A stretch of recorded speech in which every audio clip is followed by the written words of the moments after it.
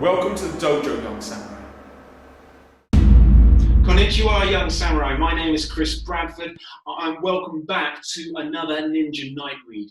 I'm the author of the Young Samurai series and the Bodyguard series. And I'm going to be reading to you my Young Samurai sampler, The Way of Fire. We're now on the last chapter of this book.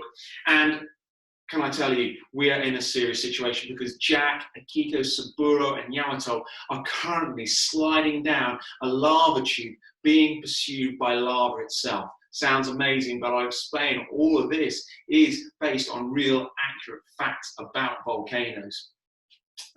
So all Jack can do is pray that they outrun him.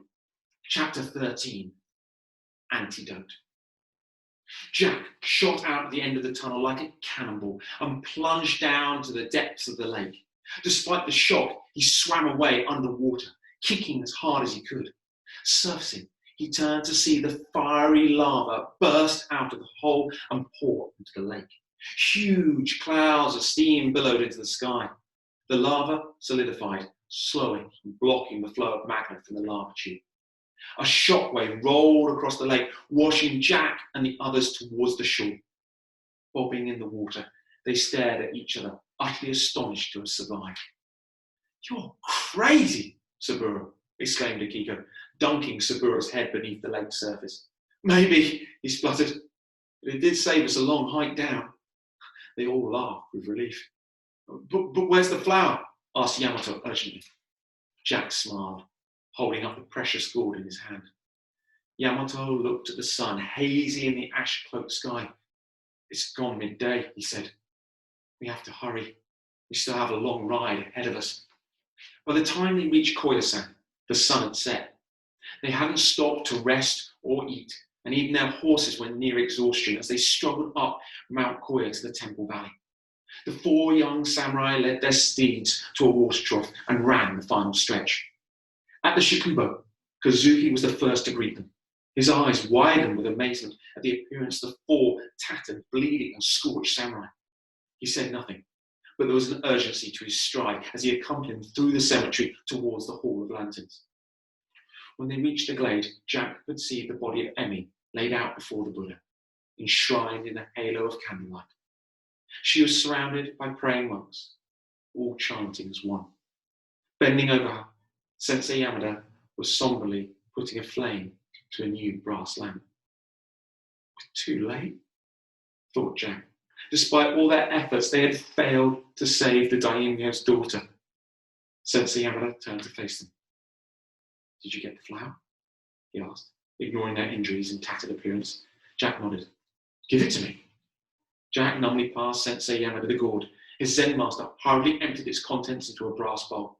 The pale yellow flower floated on the water's surface like a precious jewel. "Can you still save them?" asked Akiko. "Perhaps," replied their sensei. "The monks have been using the power of prayer to extend her life, but the poison's run deep. She's barely breathing." Working fast, Sensei Yamada pulled the petals from the stem. He immediately laid two over Emi's eyes. Crushing several others, he rubbed the flakes into her leg wound. Next, he mixed broken bits of stem with a red resin, burning the resulting incense under her nose. Finally, he boiled the remaining petals and with great care poured the liquid down her throat. "Will that be enough?" asked Akiko. "Only time will tell," said Sensei Yamada, putting down the empty cup. "But for a plant to survive on a volcano, it has to be completely resistant to poisoning. If anything can revive Emi, this will." The monks continued to chant. Without a moment's hesitation, Jack knelt down and joined in the prayers, asking his own god for Emi's salvation. While ninja were the enemy of all samurai, Jack knew he had been the reason for Dragon Eye's appearance. His nemesis had been after the rudder, but Jack couldn't reveal where it was. His father had sworn him to secrecy, warning him never to let it fall into the wrong hands. But that didn't wipe away the guilt Jack now felt. Jack was still praying when the first light of dawn filtered through the forest. Emmy hadn't moved. "You must sleep, Jack," urged Akiko, bringing him some tea. "How can I?" said Jack. "I'm responsible for this." "No, you're not. Dragon Eye is the only one to blame. He was the one with the knife." "Did the sensei find him?" he asked, not taking his eyes off Emmy. "No. They followed his trail but lost it as soon as they entered the Eager mountain range." Trembling with rage, Jack clenched his fist so hard his knuckles dug into his palms. Yet again, Dragon Eye had escaped. Just then, the 2 petals on Emmy's eyelids fluttered in a breeze and fell to the floor. Bending down to pick them up, Jack noticed the flames, the candles surrounding her, remained perfectly still. There wasn't any breeze. He stared at Emmy. Her eyelids parted as she gazed dreamily back at him. "Jack," she cried. "Felt like I've slept for days." "You have," Jack replied, too overjoyed to tell her any different. "What happened to your face?" she asked. Jack's hand absently touched the cut beneath his eye. "Oh, nothing. I fell down a mountain, that's all." Then Sensei Yamada was by Emmy's side, and Akiko quietly led Jack away to allow their Zen master to tend to the daimyo's daughter. They emerged from the Hall of Lanterns and joined Yamato and Saburo, who were waiting anxiously on the steps for news. "She survived," said Akiko. "You saved her, Jack," exclaimed Yamato, and he punched the air in delight. "No, we saved her," Jack corrected, smiling at his friends. "That's right," said Saburo, standing and raising his bokken in salute. "We defeated Dragon Eye." "This time, perhaps," Akiko agreed gravely. She glanced back in the direction of Emmy, who was being helped into a sitting position. "Next time, we might not be so lucky." Jack realized Akiko was right.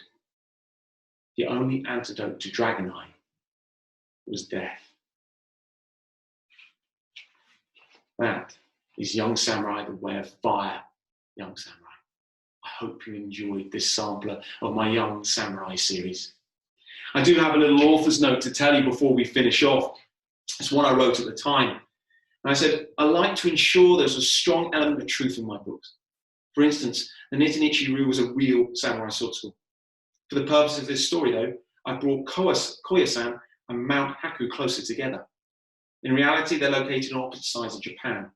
Mount Haku last erupted in 1659 and is how I've described, apart from its peak, which I based on personal experience of climbing Mount Etna in Sicily.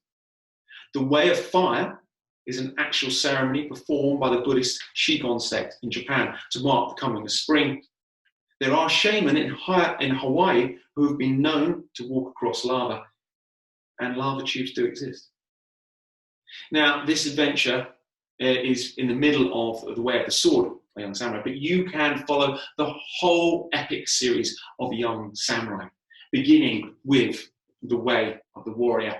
And as one bonus reading, tomorrow I'll be delivering the final Ninja Night Read with an opening prologue from Young Samurai, The Way of the Warrior. I hope you'll join me for that. Thank you very much for listening to these series of stories from me. I hope they've kept you entertained. Stay safe, stay well. My name is Chris Bradford. I'm the author of the Young Samurai series and the Bodyguard series. Sayonara.